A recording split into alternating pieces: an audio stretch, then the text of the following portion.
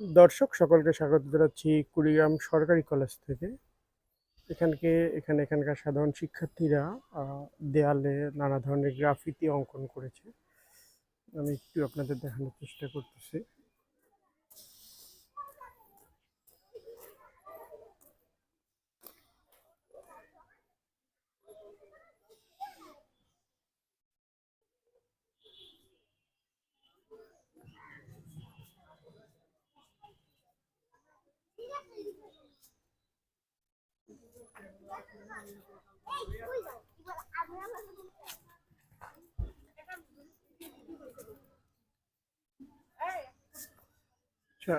মূলত তাদের যে